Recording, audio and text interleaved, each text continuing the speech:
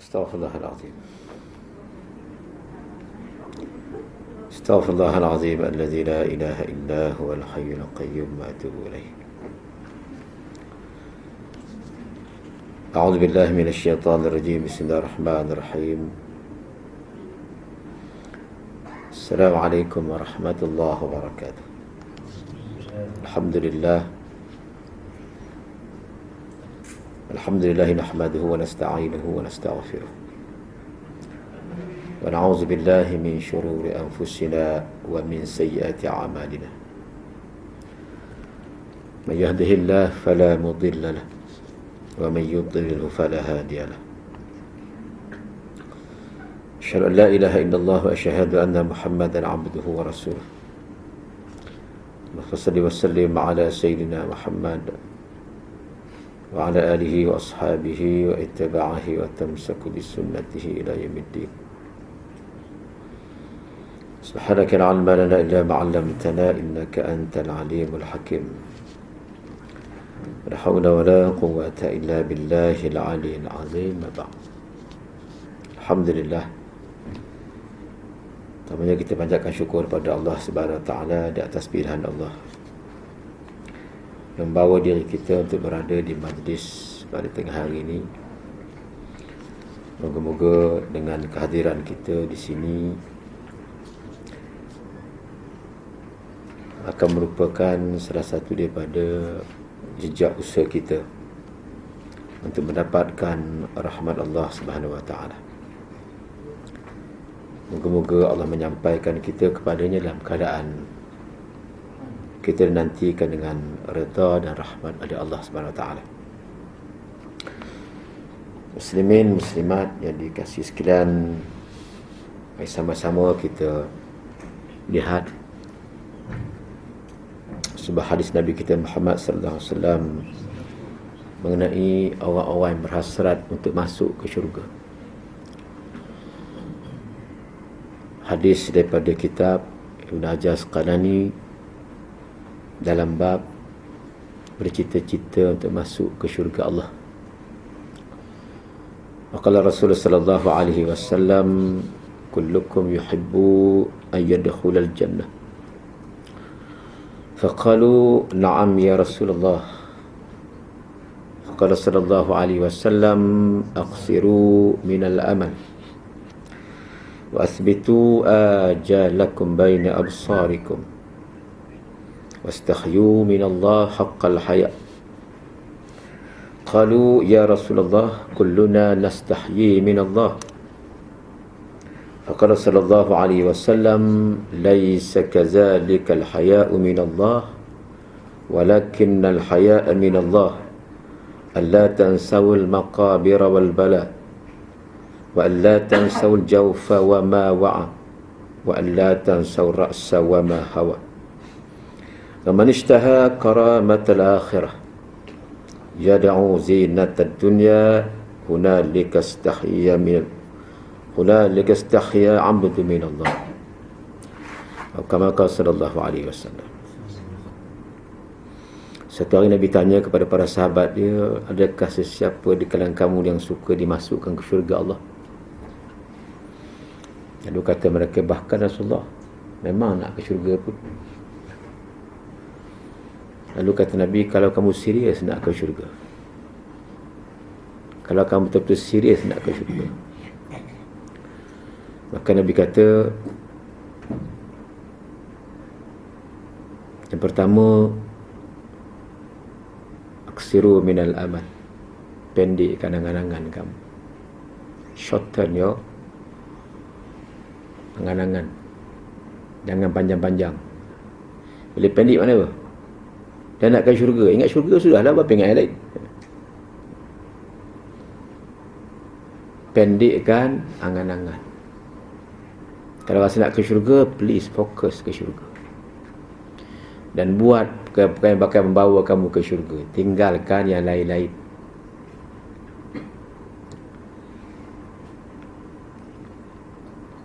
Kata di Al-Imam Khalid Hussein dalam kitab beliau menyebut, apa makna panjang angan-angan? Kalau boleh nak hidup tak nak mati. fokusnya dunia. Sasaran dia ialah kehebatan duniawi. Kalau boleh, tak ada benda atas dunia ni yang dia tak ada. Sebut apa pun dia ada. Gitu kan? Sebut saham dia ada. Sebut syarikat dia ada. Sebut holding dia ada. Maknanya apa? You name it, saya ada. Tu dia punya prinsip, dia katakan amal. Amal, angan-angan, amal, perbuatan, amalan. Kata Nabi, pendekkan angan-angan kamu dan berilah fokus utama kepada syurga. Maknanya apa? Dalam seluruh kegiatan kamu, tolong semak sama ada kegiatan itu menyumbang kepada jejak-jejak syurgawi kamu. Kalau sampai apa yang kamu buat itu menyebabkan langkah syurgawi kamu berhenti, dan kamu nak ke syurga. Jangan ada mana-mana tindak tanduk kamu, perbuatan kamu, dalam skala apa pun, yang akan menyebabkan kamu dihambat untuk masuk ke syurga. Maknanya sahabat-sahabat sekalian, daripada bangun pagi sampai tidur,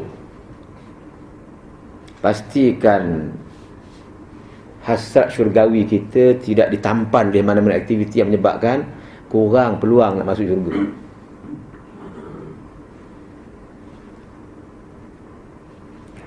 Jadi kadang-kadang hasrat nak syurga, boleh tanya nak syurga neraka, taubat masuk syurga. Tiba-tiba kita tak heran, tak kita semak, tak kita teliti di mana kita berada. Di mana kita berada? Sebab itu Allah sebut dalam Quran, siapakah yang bakal ke syurga?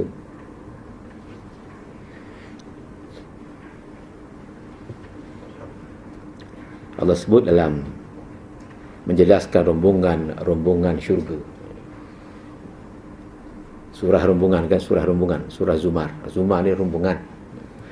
Rombongan syurga, rombongan neraka. Rupanya ada rombongan ke syurga ni. Apa Allah kata? A'udzubillahi minasyaitanirrajim. وَسِيقَ الَّذِينَ اتَّقَوْا رَبَّهُمْ إِلَى الْجَنَّةِ زُمَرًا حَتَّى إِذَا جَاءُوهَا وَفُتِحَتْ أَبْوَابُهَا وَقَالَ لَهُمْ خَزَنَتُهَا سَلَامٌ عَلَيْكُمْ طِبْتُمْ فَادْخُلُوهَا خَالِدِينَ. Antaranya ketika mana kata Allah, minta maaf lupa nak senyap. Rasa-rasa dah senyap dah, tak senyap juga dia. Senyap kali kedua. Allah kata ketika mana rombongan syurga diarak menuju ke pintu-pintu syurga Allah, sehinggalah mereka sampai ke pintu syurga tu, apa kata malaikat? Selamat sejahtera untuk kamu, dipersilakanlah masuk ke sini dan kekallah kamu dalamnya. Tapi kita kena ingat yang awal ayat. Allah kata wasiqal ladzina taqaw. Ketika mana orang bertakwa diarak ke syurga. Isunya yang layak ke syurga ni dengan satu gelaran aja, takwa. Masalah kita itu lepas masalah kan? Masalah kita yang turun. Baru aja 10 hari, baru 10 hari aja tinggalkan korban, dah terkorban balik. Baru sekitar 10 hari merayakan hari korban, baru sembelih lembu. Dah tak kenal dah mana ketaatan, mana kepatuhan, mana keingkaran. Baru tak sampai 10 hari. Lemak lembu pun tak habis buang lagi. Dah keluar kata-kata yang pelik sebagai seorang Islam. Dah dilupa apa sebenarnya sasaran. Sedangkan Allah sebut, aku tak heran, kata Allah. Aku tak heran. Berapa banyak daging korban yang beredar, aku tak heran. Aku tak heran berapa tan daging korban yang korang edarkan. Aku tak heran. Pun aku tak heran berapa sungai mengalir darah lembu kamu. Aku tak heran. Yang aku tak nak tengok kata Allah, bangkit tak semula ketakwaan. Subur tak semula takwa pada Allah dengan kegiatan ubudiyah. Apakah kamu kembali semula ke landasan takwa lantaran ubudiyah ini? Tapi nampak gayanya macam tak balik juga. Kita tak mengambil prinsip-prinsip utama dalam peristiwa besar ini, yang mengakibatkan silat-silat bulan kita tak ke syurga, bahkan kita ke neraka, wal'ayazubillah. Apa prinsipnya? Saya ringkas. Pertama, bila kita ni hamba Allah, bila kita ni nak beriman kepada Allah, pertama sekali apa dia? Selepas ambil Allah, tolak yang lain. Kalau tengah-tengah beriman tu ambil juga yang lain, percaya juga yang lain, jawabnya syirik itu. Tengah-tengah dah ada Allah, dah ada kita, ambil lain, syirik itu. Senang cerita kan. InsyaAllah kalau ada masa nanti kita cakap pasal syirik. Syirik yang 4-5 jenis tu kan. Yang kita kadang-kadang terlepas syirik yang pertama, kena kat kedua, terlepas kedua, kena ketiga, terlepas ketiga, kena keempat, kita ni. Kecuali kita tahu ilmunya, kita akan selamat. Kalau kita tak mengaji, memang tak selamat. Walaupun nama dia selamat. Ada seorang sahabat nampak nama dia selamat. Ustaz, anak ni nama selamat. Kita selamat kedak dia tu.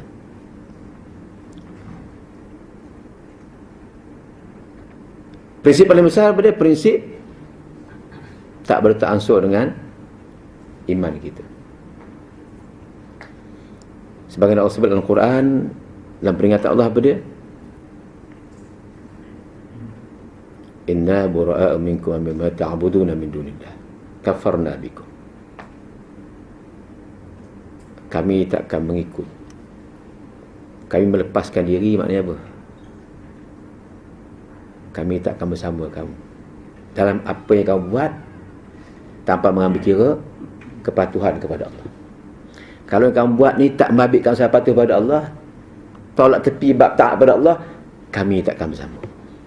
Ini prinsip. Tapi kalau tengah orang tu jelas-jelas menentang Allah, kita bersama juga, memang sekali tu. Secara ringkas yang kedua. Yang kedua, prinsip kedua apa dia? Oleh kerana kami ndak Allah, kamu tak ndak, maka mulai hari ni terpaksalah kita berlawan sampai bila-bila. Wa bada bainana wa bainakumul adawatu wal baghdha wa abadan. Kalau gitu antara kami dengan kamu mulai saat ini, kita akan melawan sampai bila-bila. Hatta tu'minuna billah wahdah. Perlawanan hanya akan tamat bila kamu balik mentaati Allah. Itu ukuran dia. Bukan sebab perjanjian. Mari kita tanda tangan MOU untuk kita damai. Tak. Allah kata hatta tu'minuna billah wahdah. Yang boleh menamatkan perlawanan ni, yang boleh menamatkan sengketa ni antara kita ni, satu je. Tu'minu nabillah wahdah. Bila kita bersama-sama beriman kepada Allah, tak ada masalah sengketa ni. Tapi kalau kamu ndak yang lain, kami ndak Allah, terpaksa kita berlawan. Macam mana? Tuan-tuan sekali kita, bukan kalau seorang nak makan Kentucky, seorang McDonald, boleh duduk sekali ke? Seorang nak naik 737, seorang naik 777, boleh duduk sekali ke? Tuan-tuan yang baik kapal terbang tak erti bayar lah. Seorang nak ke Sarawak, seorang nak ke Sabah, boleh naik sekali ke? Seorang nak Allah, seorang nak selain daripada Allah, mana boleh sekali kan? Jadi kata di Ibrahim kepada kaum yang tak hendak kepada Allah setelah puas dia mengajak, kalau gitu terpaksa kita berlawan macam. Ini prinsip. Sebab itu berlawan bukan sebab benci, bukan sebab apa, tapi sebab nak mempertahankan pendirian untuk amantu billah. Kami nak terus beriman kepada Allah, kamu tak hendak, macam mana? Ibarat kata apa? Kami nak sistem Islam, kamu nak konvensional. Itu macam mana? Bukan gitu kan? Kami nak Aminah. Kamu nak Minah. Macam tu kan? Kami nak yang Islam. Kamu nak yang musyrik. Macam mana kan? Minah. Kita nak Aminah. Seorang kafir, seorang, kalau dipaksa kita menikah dengan apa cerita? Tak berlawan ke? Sebab itu kata Nabi Ibrahim, kalau kamu terus dengan cara kamu, maka terpaksalah kami pun dengan cara kami. Jadi kalau kau nak paksa kami, kita berlawan lah. Macam mana? Itu prinsip mempertahankan iman. Prinsip ketiga, ini kata di salah seorang daripada penulis yang menulis mengenai apa?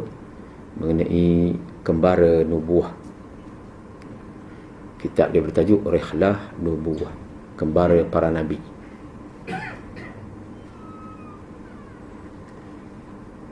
Prinsip ketiga ialah bahawa yang namanya hukum Allah ni tak boleh bincang. Yang namanya hukum Allah ni tak boleh bincang. Sebab itu bila kata Nabi Ibrahim, dia kata, Ismail, cuba kamu beri pandangan sikit lah tentang arahan yang aku terima daripada Allah. Beri sikit pandangan, komentar, apa patut aku buat.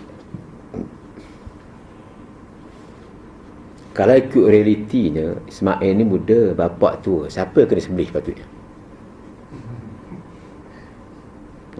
Agak-agak tentu lah ikut realiti. Ismail ni muda lagi, belum nikah lagi pun. Ayah dah 84 tahun, kata setengah riwayat masa itu, 86. Jadi kalau ikut hukum realiti, siapa patut mati dulu? Ismail ke Ibrahim? Takut pula nak jawab. Tapi apa kata Ismail bila minta pandangan dia? Ini yang dikatakan pandangan salihin, pandangan orang beriman. Apa dia? Ya abati if'al ma tu'mar. Wahai anda, buat, laksanakan.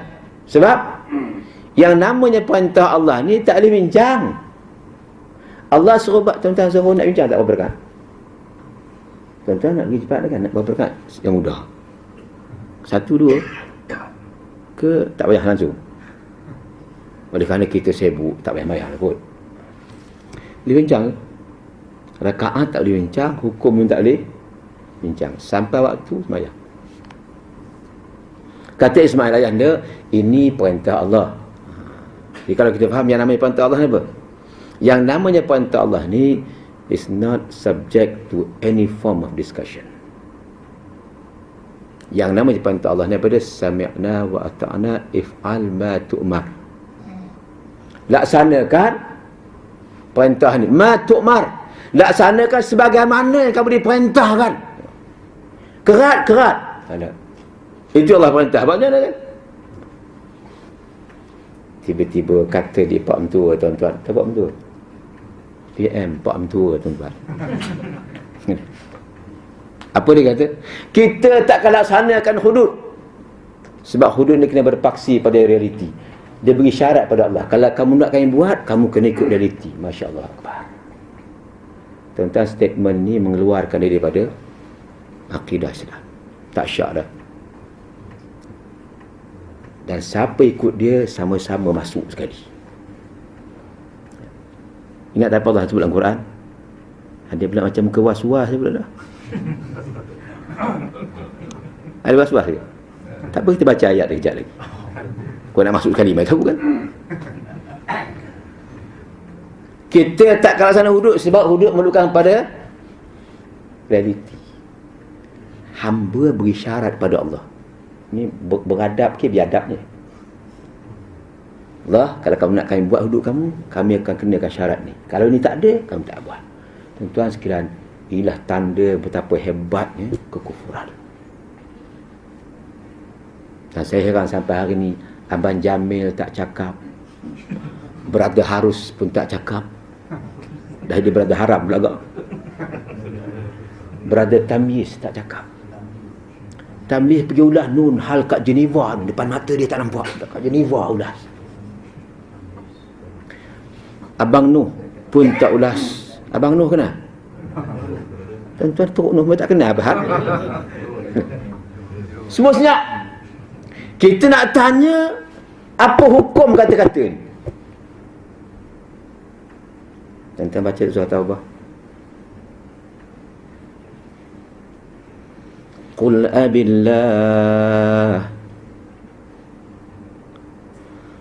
abillahi wa ayatihi wa rasulihi kuntum tastahzi'un la ta'taziru qad kafartum ba'da imanikum. Katakan Muhammad, apakah Allah, ayat-ayatnya, Rasulnya yang nak kamu jadikan sebagai olok-olok, main-main? Tak payah kamu minta uzur, tak realiti dan tak payahlah, katakan. Kamu tak payah menyatakan keuzuran kamu. Tak payah beri alasan lah, kata Allah. Kami tak buat sebab ni, tak payahlah, kata. Qad kafartum ba'da imanikum. Kamu telah kufur setelah beriman. Tuan-tuan sekalian, ni bahasa akidah. Bahasa legalnya apa? Bahasa undang-undang apa? Bila Allah kata qad kafartum ba'da imanikum, nak bahasa undang-undang ni apa? Murtad. Bahasa akidah dia apa? Kufur. Sebab dah beriman, tiba-tiba tolak perintah Allah. Tuan sekalian, was-was kita ni. Siapa wah angkat tangan? Nak saya masuk dalam Boeing tu, hantar terus. Tuan sekalian, serius ni. Saya pun masa itu tengah ceramah di PJ.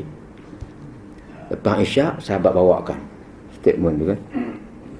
Ustaz dengar ni. Saya dengar, astaghfirullahalazim.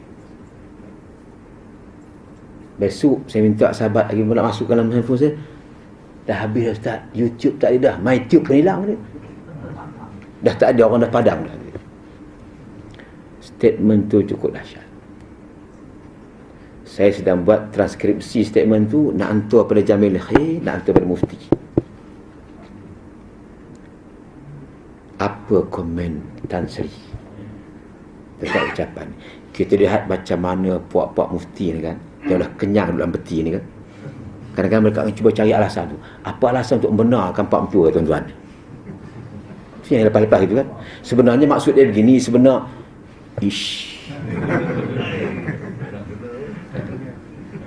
tak usah lebih silap benda bukan-bukan ni kan. Dahsyat bersama sekalian. Inilah yang Allah sebut dalam Quran, surat Al-Qasas, pemimpin yang sedang bawa kita masuk neraka.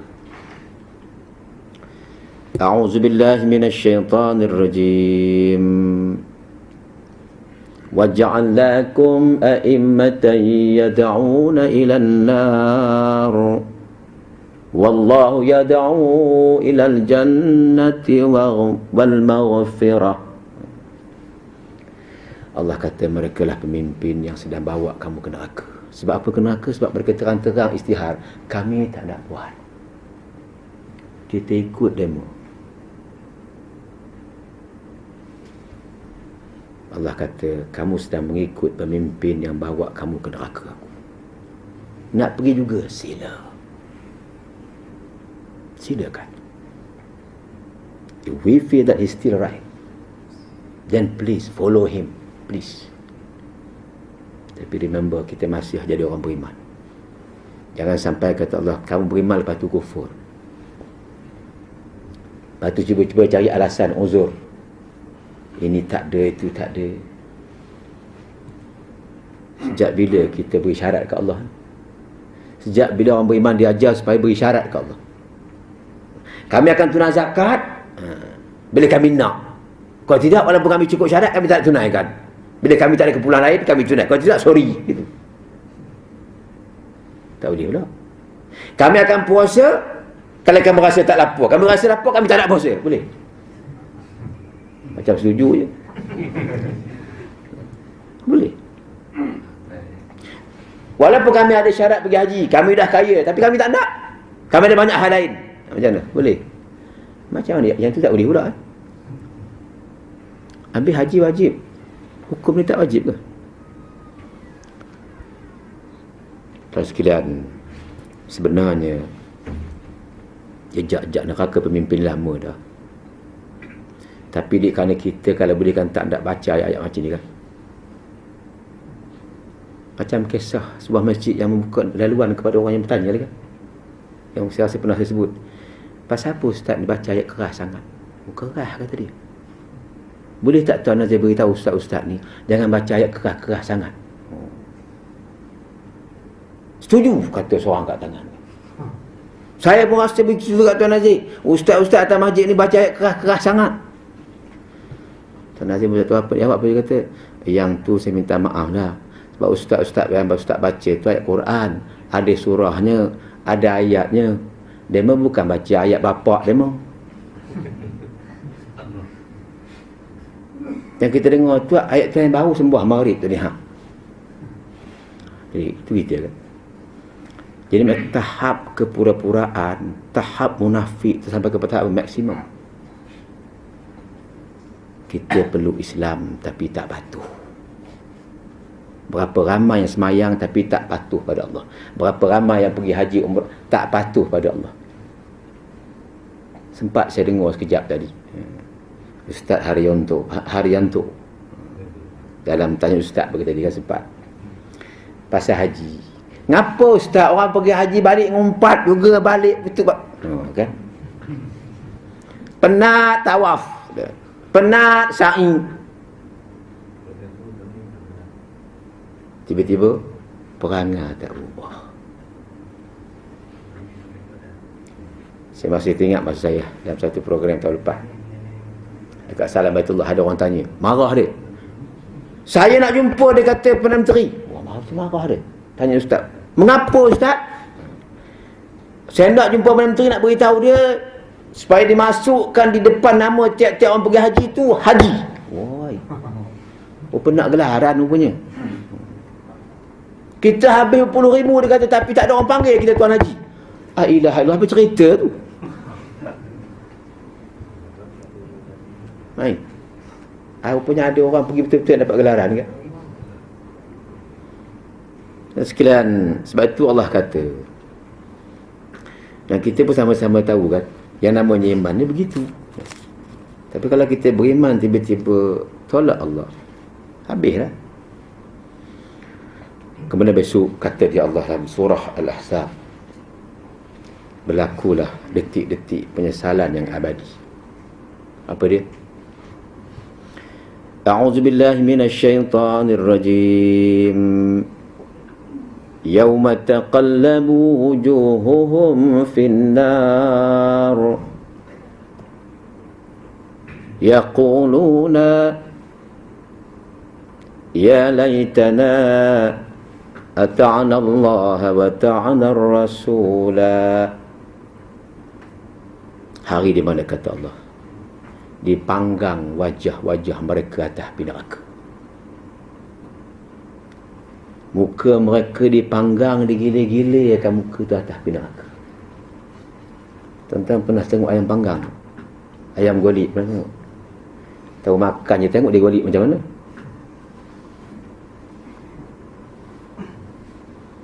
Takkan lagu apa dia? Diputar-putar wajah mereka atas api neraka. Ini bukan orang kayu dunia tu, api neraka.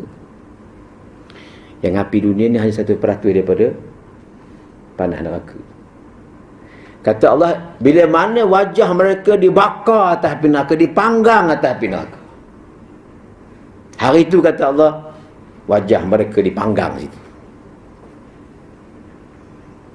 Lalu mereka berkata, celakanya kita. Baru celaka. Mengapalah kita dulu tidak mentaati Allah, tidak mentaati Rasul? Ngapa kita tak dengar apa Allah kata, apa kata Rasul? Taat aja, sami'na wa ta'na. Ngapa kita tak masuk golongan tu dulu? Tuan sekalian, ayat ni Allah letak dalam Quran. Peristiwanya neraka. Peristiwa neraka Allah masuk dalam Quran dan umat Muhammad baca. Apa tujuannya? Tahu siapa tujuannya? Saja sonok-sonok. Bak kata Allah dalam Quran, kami aku sonok-sonok je. Apa kenyataan? didapati asid amonia bocor kan. Siapa nak bekerja hari ni tolong pakai topi muka macam tu. Agaknya tulisan tu saya saja ke? Saja seronok kita baik tahu. Dan kita pula rasa bangga. Maklum orang Perak, keturunan darah ke orang Perak kan. Oh. Siapa? Maharaja Lela kan? Tak payah pakai mask pun aku siapa. Aku keturunan Maharaja Lela. Akhirnya saja nak tulis ke? Allah sedang bawa pada kita satu suasana di mana azab ini akan pasti. Sebab Quran ni sifat dia apa? Benar, dia bersifat mutlak. Bila Allah kata ada, confirm ada. Jadi kalau kita buat apa yang kita buat di sini, confirm kita dapat sana. Sah dapat. Ngapalah aku dulu tak dengar cakapmu ya Allah? Ngapa aku tak terima ya Allah?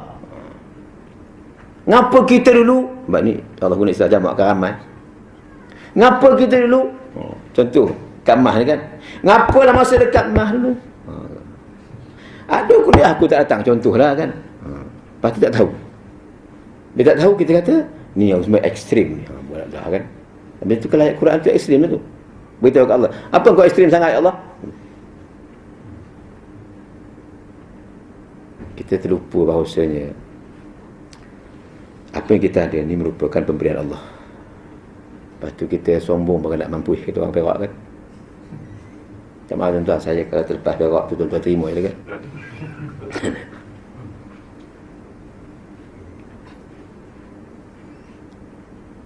Lepas tu Allah sambung derita kita besok.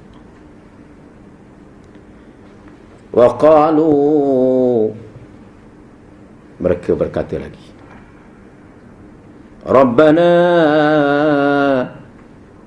inna ata'na sadatana wa kubara'ana fa'adalluna as-sabila. Kata mereka lagi, ya Allah, ya Tuhan kami dulu telah mentaati pemimpin kami, sadatana wa kubara'ana, pembesar-pembesar kami. Rupa-rupanya Allah, mereka telah menyesatkan kami. Tak sesat lagi ke? Tolak hukum ni tak sesat lagi ke? Tolak syariat ni tak sesat lagi ke? Mujur Allah tak buat syarat kan, kalau kamu tak laksana hukum aku buta kamu. Baru ya tak? Mujur Allah tak bersifat gitu. Kalau kamu tak laksanakan hukum aku cabut tangan kamu. Kalau Allah macam mana? Tapi Allah tak buat kat dunia. Sebab Nabi doa kan, ingat tak empat doa Nabi tu? Allah tak azab kita apa? Sebab doa kan Nabi. Berkat doa Nabi kita yang sayang kita tu. Kalau dia buat salah, ya Allah jangan azab mereka kat sini. Main tu. Hingga Allah terima doa Nabi yang salah satu ini kan. Mujur doa Nabi. Kalau tidak, kena terpilih lama dah. Tapi tak iktiraf kat Nabi tu. Nabi kata, aku minta 4 perkara. 3 Allah berkenan, 1 je dah. Antaranya apa? Yang kau azab umat aku yang atas dunia ni. Kalau mereka berdosa pun, simpanlah azab tu. Kita pula take advantage. Tengok aku tak kena apa-apa pun. Tapi seorang dua tu Allah badus juga dia kan. Sebab ekstrim sangat. Allah campak tak jalan raya kadang-kadang.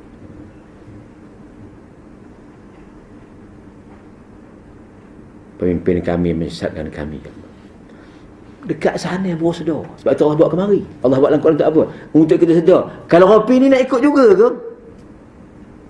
Kalau Rapi tu lah demo nak ikut juga ke? Tuan-tuan sekalian, kalau demo dah tongongnya, kita tengin.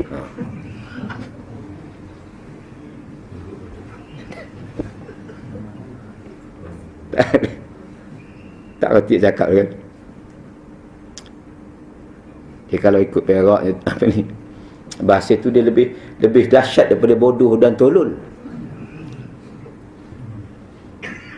Tuan-tuan boleh buka apa ni, kamus bahasa Perak.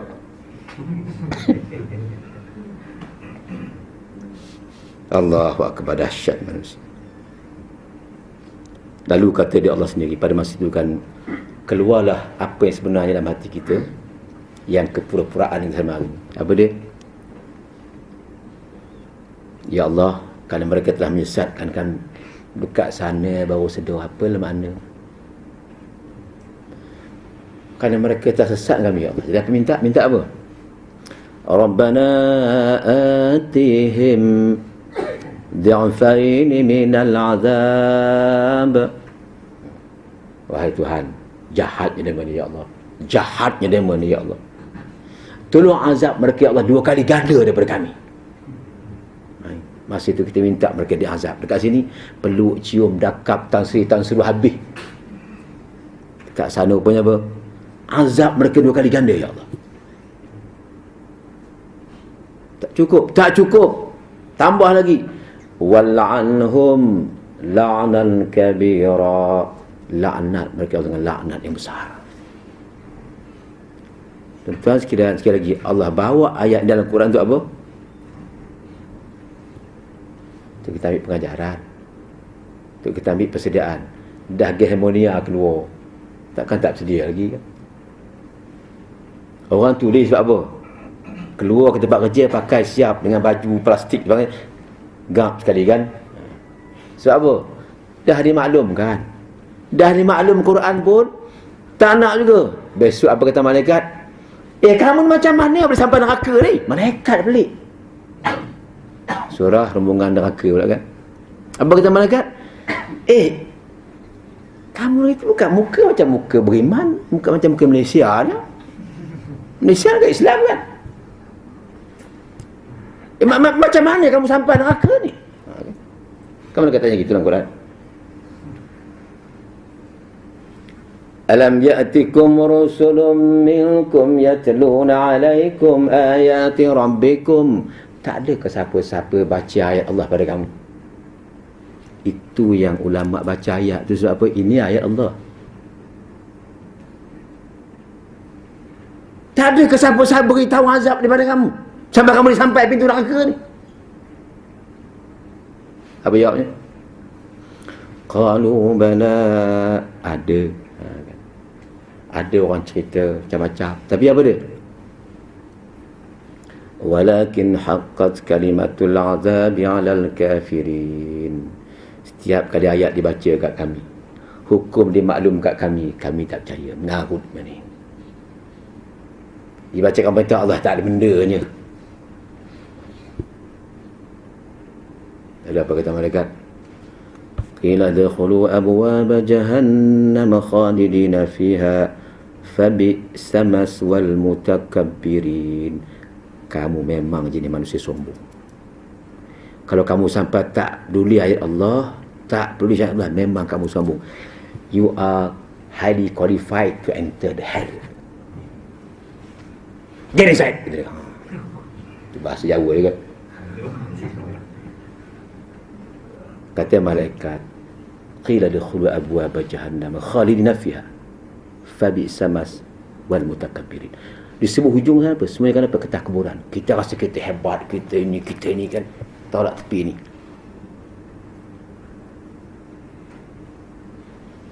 Dan sekian, alhamdulillah, Allah bangkitkan Sultan Brunei. Allah pilih di kalangan banyak sultan di alam lain ni, Sultan Brunei Allah pilih. Tak malu. Kita yang bergegar. Kita negara Islam contoh, negara Islam tak. Kita yang bergegar je. Brunei buat. Saya dapat si klip kan, dia maklumkan better tak perlu dengar cakap siapa-siapa. Sebab ini perintah. Sejak bila kita boleh menunggu perintah Allah?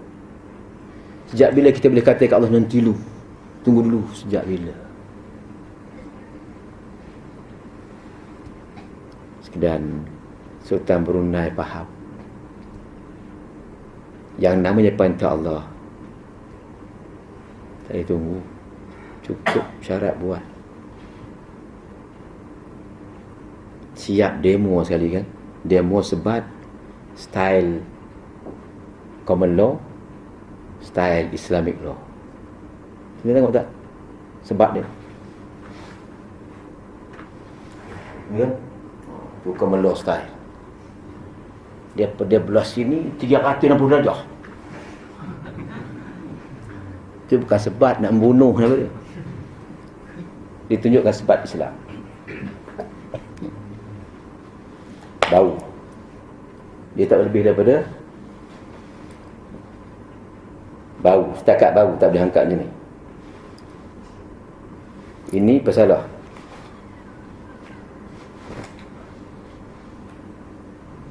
Sebab tujuannya nak mendidik, menginsafkan, bukan nak menyeksa, nak mendera. Cuma dibuat di khalayak ramai. Dia hamba Allah, terpulang pada Allah lah Allah nak hukum. Macam mana hamba dia, bukan hamba kita. Tapi hamba Allah nak decide macam mana dia nak dihukum. Kan pelik je. Boleh tak pekerjemah menentukan gaji dan berapa? Boleh. Ada orang angkat tangan. Saya nak gaji dia 10,000 setahun. Boleh? Boleh ke? Yang menentukan gaji kita apa? Demo tu kan, demo tu. BOD tu kan. Berapa nak bagi? Pilot gini, ni gini kan kita bagi. Kita tahu apa sign dokumen je kan. Lepas sign boleh bantah tak? Lepas setuju, celaka punya CEO. Kalau kata depan orang tak berdepan dia, celaka kau CEO. Macam mana? Agaknya apa dapat agak? Kalau itu tak faham, berhenti je lah. Depan-depan Allah sebab apa? Allah ni sentiasa melihat dan mendengar kita secara yang cukup dekat. Bila kita kata, kita cakap, sebab tu bila orang apa ni, musyrikin Quraisy kata apa? Taballaka ya Muhammad. Kata dia Abu Lahab kan, marah makna darah dia kan. Allah kata, Muhammad, sebelum kata-kata itu singgah telinga kamu, dia tinggalkan pendengaran aku dulu, kata Allah. Nabi tak dengar, Allah dah dengar dulu dah. Itu hebatnya basirah Allah. Jadi macam manalah kita nak ke syurga? Yang heran lagi teruk kan, ada pula orang tak erti rahsia juga lagi. Yelah, Brunei kecil, dia majoriti pula dah kan. Bila nak tanya tuan-tuan, Malaysia ni bukan majoriti ke? Perangkaan terakhir, umat Islam Indonesia berapa peratus? 60%. 60% ni bukan majoriti ke? Tuan-tuan, kalau tuan-tuan bawa mana-mana angka pun kan, senang cerita dalam mah lah, 51%. Kalau saya ada dalam mah ni 51% saham, siapa bos? Saya bos. Walaupun 1%, sebab itu undang-undang syarikat. Siapa menguasai 51%, dia akan menentukan dasar syarikat. Polisi syarikat, dia akan menentukannya dengan tim dia yang menguasai saham. Ini 60% ni bukan majoriti. Tuan-tuan ngaji mana bukan majoriti 60% ni? Ngaji kat mana? Tak usahlah berberi alasan. Tu kadang-kadang kan orang ni sebelum cakap nampak cerdik, bila cakap confirm bangang. 60% bukan majoriti. Kalau bab kursi, bukan kursi ni, kursi adun. Bab kursi parlimen, kursi adun, menang 1 undi, 2 undi pun dia sebab apa? Bila diumumkan dia sebab apa? Beliau menang kan majoriti 2 undi. Geli dengar. Sampai bab tu 2 undi pun majoriti. 60%. Wah, crap dah tertinggal. Janganlah bodohkan orang kan. Kau dah kita bodoh, cukup kita aja, tak ajak orang jadi bodoh sekali. Yang herannya ke mana pergi profesor-profesor kan, yang Anjung, yang Tengah, yang Laman, ke mana pergi dah mana? Sahabat sekalian, tak apa kata Allah, biar Muhammad. Dalam surah Qaf kata apa? Tak, Muhammad, yang gedebe-gedebe ni Muhammad serah kat aku, sebab aku cipta dia. Biar aku yang berdepan dengan hamba aku yang gedebe-gedebe ni. Tuan-tuan tak tahu apa Allah akan buat kan? Jangan besok dah kena baru menyesal. Jam dekat mahir tepat, jam tepat lain tak apa tepat. Oleh kerana jam tepat, saya kena berhenti kan. Jadi saya ambil yang pertama dua hari ni apa dia? Oleh kerana kita nak ke syurga, beri fokus ke syurga. Semua tindak tanduk kita, ingat apa pun yang menyebabkan terjejas peluang ke syurga, tolong jangan sampai terlibat. Sebab pelibatan kita tak kira di aspek apa pun yang mencetuskan kemurkaan Allah, maka peluang ke syurga semakin tipis. Sedangkan hidup di sana abadi, dekat sini sementara. Pilihan di tangan kita. Petunjuk Allah dah bagi. Contoh Nabi dah tunjuk. Tepuk dada, tanya Islam kita. Kita nak ke mana? Kalau rasa nak ke syurga bersama Islam sampai akhir hayat. Sekadar itu, sama-sama kita akhir dengan tasbih kafarah. Surah Nas. Subhanakallah wa bihamdika asyhadu an la ilaha illa anta. Bismillahirrahmanirrahim. Innal insana illa allazina amanu wa 'amilus salihati wa tawassaw bil haqqi wa wallahu a'lam. Aqulu qawli hadha astaghfirullah li wa lakum. Assalamu alaikum warahmatullahi wabarakatuh.